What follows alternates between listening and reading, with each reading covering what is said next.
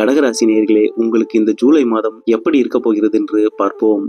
கடகராசிக்கு இந்த ஜூலை மாதம் தொடங்கும் பொழுதே 5 மற்றும் 10க்கு அதிபதியான செவ்வாய் பகவான் லாபஸ்தானத்தில் சஞ்சரிக்கின்றார். இவர் உங்கள் முயற்சிகளில் வெற்றியையும் லாபத்தையும் கொடுப்பார். உங்கள் ஆசைகளை நிறைவேற்றிக் கொள்ள வாய்ப்புகளை ஏற்படுத்தி கொடுப்பார். இடம், நிலம், வீடு, மனை சார்ந்த விஷயங்களில் லாபத்தை ஏற்படுத்துவார். மனை மற்றும் நிலம், வீடு வாங்குவதற்கும் இது சரியான நேரமாக அமைகிறது. தொழில் மற்றும் வேலையில் இருப்பவர்களுக்கு புதிய வருமான வாய்ப்புகள் உருவாகும். புதிய ஒப்பந்தங்கள் ஏற்படும். பதவி உயர்வையும் பெறுவீர்கள். தற்பொழுது போட்டித் தேர்வுகளை எழுதும் கடகராசினியர்கள் அதில் வெற்றியை பெறுவார்கள். இது புதிய தொழிலை தொடங்குவதற்கு சரியான காலகட்டமாகும். உங்கள் முதலீடுகளில் நல்ல லாபத்தை பெறுவீர்கள். ஜூலை மாதம் முழுவதும் செவ்வாய் பகவான் ரிஷப ராசியிலேயே சஞ்சரிப்பதால் இம்மாதம் லாபத்தை கொடுக்கக்கூடிய ஒரு நல்ல மாதமாக அமைகிறது. சூரிய பகவான் உங்கள் ராசிக்கு 12ஆம் இடத்தில் அமர்ந்து விரயங்களை ஏற்படுத்தினாலும் மாதத்தின் மைய பகுதியான 17ஆம் தேதி அன்று உங்கள் ராசிக்கு அவர் பயிற்சி ஆவார். கடகராசியில் அவர் குரு பகவானுடன் இணைந்து சஞ்சரிப்பார். இதன் விளைவாக சமூகத்தில் நல்ல மதிப்பும் மரியாதையும் உயரும்.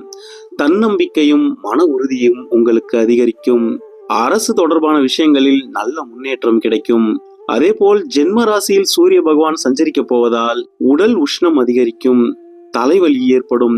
வலது கண்ணில் பிரச்சனை ஏற்படும். அதிக அளவில் கோபம் ஏற்படும். எனவே கோபத்தை குறைத்துக் கொள்வது நன்மையை கொடுக்கும். அவசர முடிவுகளையும் தவிர்க்க வேண்டும். பணிபுரியும் இடத்தில் உங்கள் உயர் அதிகாரிகளுடன் வாக்குவாதங்களை தவிர்த்து கொள்வது நன்மையை ஏற்படுத்தும். துணையுடனும் குடும்ப உறுப்பினர்களுடனும் கருத்து வேறுபாடுகள் இல்லாத அளவிற்கு நடந்து கொள்ளுங்கள். துணையுடன் பேசும் பொழுது பொறுமையை கடைபிடிப்பது பல பிரச்சனைகள் உருவாகாமல் தடுக்கும்.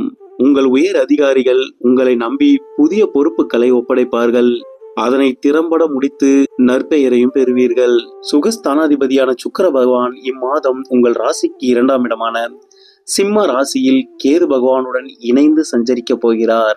இதனால் உடல் நலத்தில் பிரச்சனைகள் ஏற்படுவது தவிர்க்க முடியாததாக இருக்கும். உடல் நலத்தில் அதிக அக்கறை எடுத்துக் கொள்ளுங்கள். சகோதர சகோதரி உறவுகளால் குடும்பத்தில் பிரச்சனைகள் ஏற்பட வாய்ப்புகள் அதிகம் உள்ளது. பெற்றோர்களால் ஆதாயம் என்பது இம்மாதம் குறைவாகவே இருக்கும். அதேபோல் திருமணத்திற்காக முயற்சிக்கும் கடகராசி நேயர்கள் இம்மாதத்தில் திருமணம் செய்யாமல் திருமணத்தை தவிர்ப்பது நன்மையை ஏற்படுத்தும். களத்திரக்காரகனான சுக்கிர பகவான் இருள் கிரகமான கேதுவுடன் இணைந்து சஞ்சரிக்க போவதால் காதல் மற்றும் திருமணம் சம்பந்தப்பட்ட விஷயங்களில் பிரச்சனைகளும் சங்கடங்களும் ஏற்பட அதிக வாய்ப்புள்ளது. காதல் விஷயங்களில் மனம் வருந்தும் அளவிற்கு சில சம்பவங்களும் நடைபெறுவதற்கான வாய்ப்புகள் உள்ளன. முக்கிய ஆவணங்கள், ஆபரண பொருட்கள் போன்றவற்றை கவனமாக கையாளுங்கள். களவு போவதற்கான வாய்ப்புகள் உள்ளன. கடகராசி நேயர்களான நீங்கள் சர்க்கரை நோயாளியாக இருந்தீர்கள் என்றால் இம்மாதம் உடலில் சிறு தொந்தரவு என்றாலும் சரியான மருத்துவ ஆலோசனையை பெற்றுக் கொள்ளுங்கள். வியாபாரம், தொழில், வேலை, படிப்பு, வெற்றி, லாபம், ஆளுமை திறன் என அனைத்தும் சிறப்பாக உள்ளது. உடல் நலத்தில் மட்டும் கொஞ்சம் அக்கறை எடுத்துக்கொள்வது நன்மையை ஏற்படுத்தும். அதேபோல் சூரிய பகவான் உங்கள் ராசியிலேயே சஞ்சரிக்க போவதால் தான் என்ற அகந்தை அதிகரிக்கும்.